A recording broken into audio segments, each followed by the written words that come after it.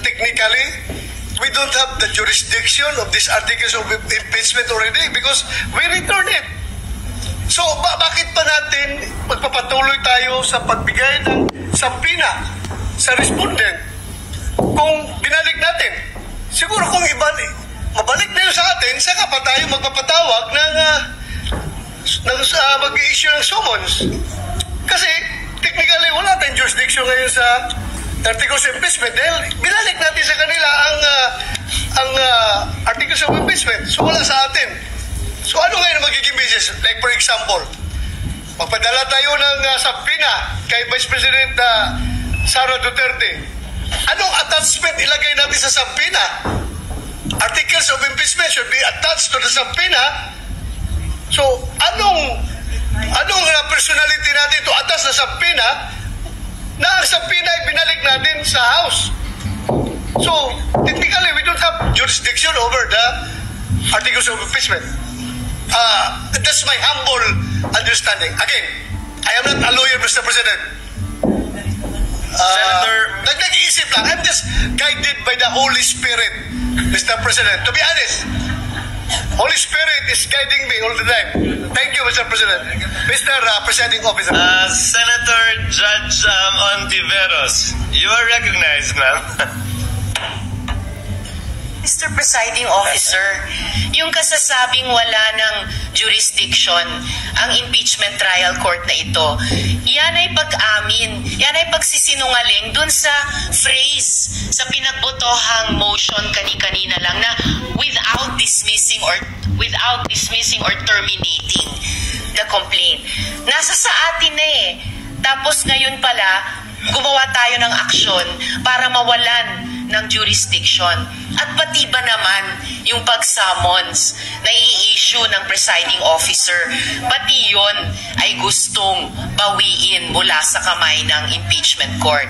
So nakikita natin, Mr. President, talagang brick by brick, stone by stone, dinidismantle itong impeachment trial process at dinidismantle yung impeachment complaint. Napakalaking disservice po sa ating dapat tungkulin sa ilalim ng konstitusyon. Session is suspended.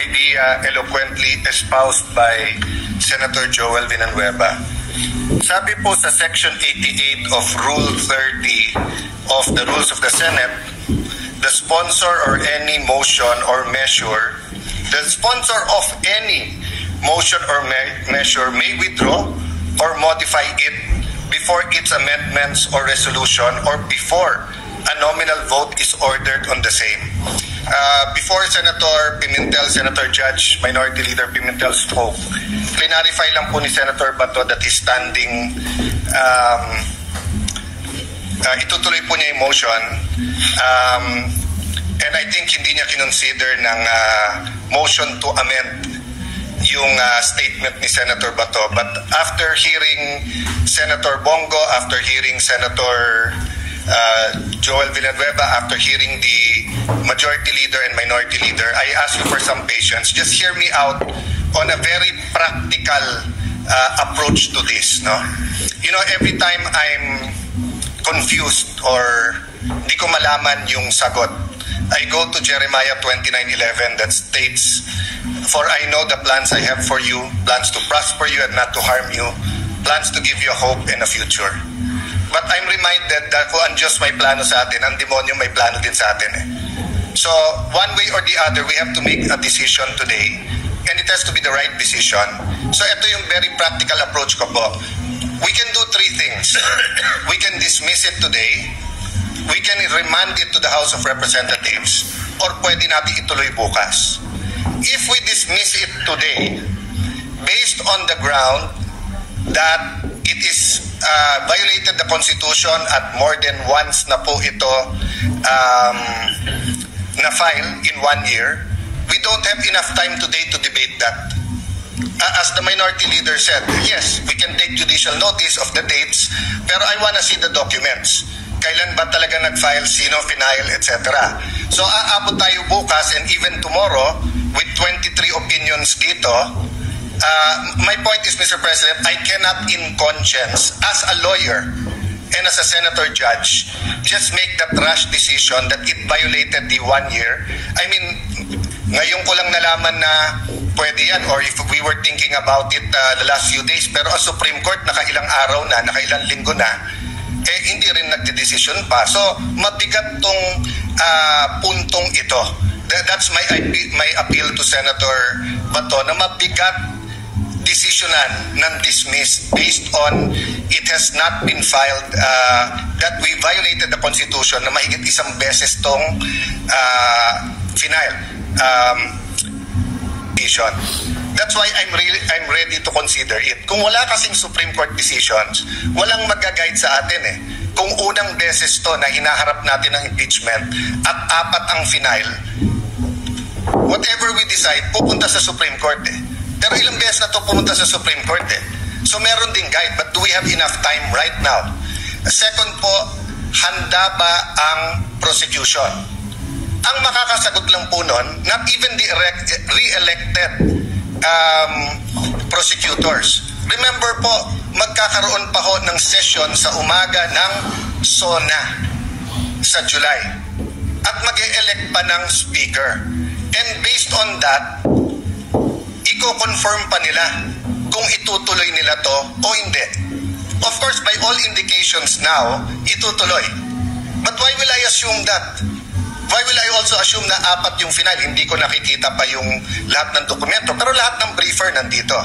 Kung talagang kailangan mag-decide today, they give us a few minutes, we'll take judicial notice or ask our very able secretariat. No?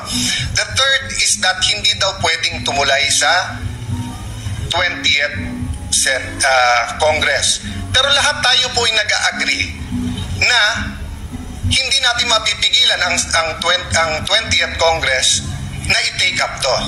So, bibilisan ko na po if we dismiss it today, pwede ba mag-file ng motion for reconsideration yung prosecutors? If yes, kailan nila ipapile to? Tomorrow. Kung hindi tomorrow, sa 20th na to. So, all the arguments na sinabi ni Senator Bato, totoo din, dun na yon. Okay. If ituloy naman natin tomorrow, babasahin yung articles, bibigyan ng 10 araw, mag-issue ng summons, bibigyan ng 10 araw na sumagot ang akusado or yung the Vice President who's been impeached, and then pwede yung prosecutors 5 days, aabot na tayo ng June 30 nun, hindi pa nagko-convene ang 20th Congress until the day nung SONA.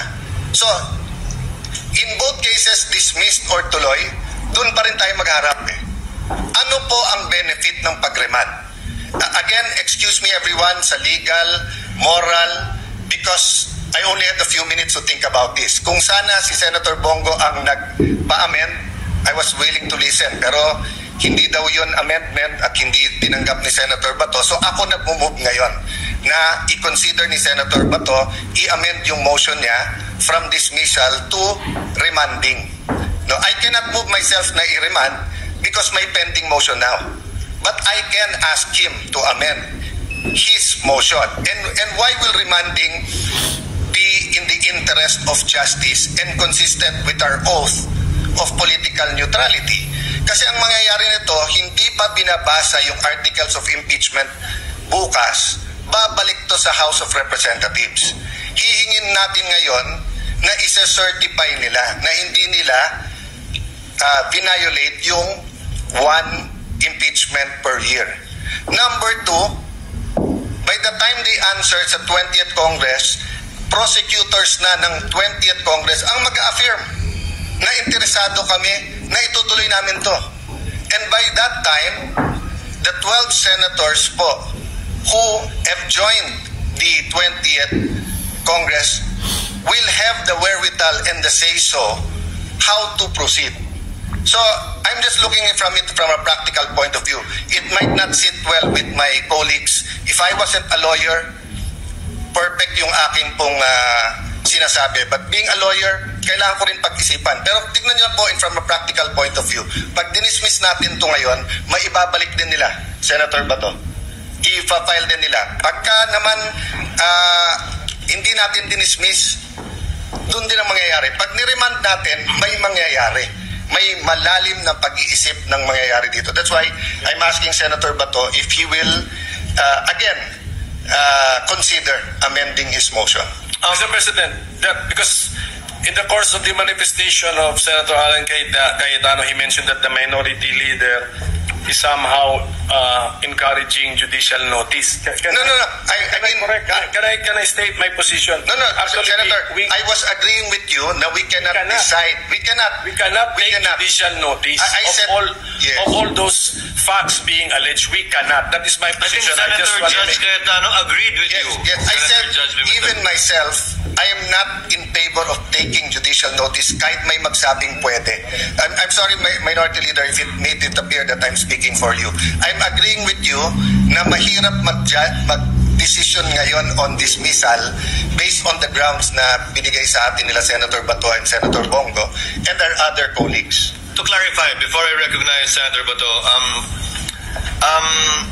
the chair, as it understood the point raised by Senator Cayetano, is that the basis of the two grounds raised by Senator Bato in seeking a dismissal, Three grounds, Mr. Three grounds. Yeah.